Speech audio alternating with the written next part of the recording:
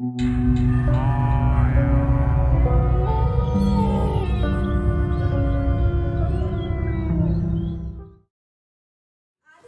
की प्यास बुझाने वाले मुनक नहर को भले ही दिल्ली के लोग प्राणदायिनी मानते हैं, लेकिन इस नहर को हरियाणा में खूनी दरिया कहा जाता है।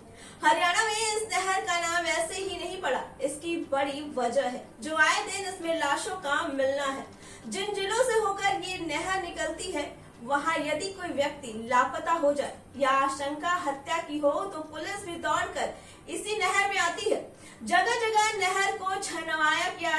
दरअसल नहर का ज्यादातर हिस्सा आबादी से काफी दूर सुनसान इलाके में है। ऐसे में हरियाणा के बदमाश यदि किसी की हत्या करते हैं तो बड़ी ही आसानी से उसे इस नहर में ठिकाने लगा देते हैं। इस प्रकार एक बार लाश नहर में गिरने के बाद बहते हुए महज आधे से 1 घंटे के अंदर जिले की सीमा को पार कर जाती है। ऐसे में उसकी शिनाख्त काफी मुश्किल हो जाती है।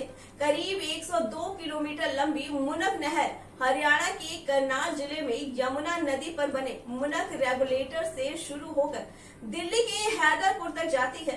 पश्चिमी यमुना का नहर का हिस्सा कहे जाने वाली ये नहर यमुना का पानी खुबरू बैराज और मंडोरा बैराज होते हुए दिल्ली तक पहुंचाती है। इस पानी को विभिन्न ट्रीटमेंट केंद्रों पर शुद्ध करने के बाद दिल्ली के आधे से अधिक इलाकों में पेयजल के रूप में सप्लाई किया जाता है। इस नहर को बनाने की कहानी भी काफी दिलचस्प है। दिल्ली में पानी की कमी को देखते हुए दिल्ली सरकार 80 के दशक से ही केंद्र सरकार के सामने मांग उठा रही थी।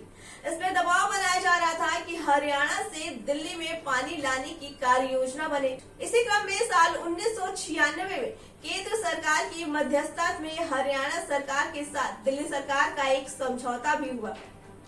इस समझौते के तहत साल 2002 में इस नहर को बनाने की रूपरेखा तय की गई। सभी औपचारिकताओं को पूरा करने के बाद आखिरकार साल 2003 में नहर के निर्माण का काम शुरू हो गया। इसके बाद करीब 9 साल बाद इस नहर का निर्माण पूरा हुआ और टेस्टिंग के बाद दिल्ली में जलापूर्ति शुरू हो गई। इस नहर को शुरुआती दौर में कच्ची मिट्टी खोदकर बनाया गया था, लेकिन पानी के रिसाव की वजह से काफी पानी बीच रास्ते में ही बह जाता था। वहीं इस पानी में अक्सर किसानों की फसल बर्बाद हो जाती है। ऐसे में नहर को बाद में कंक्रीट से बनाया गया।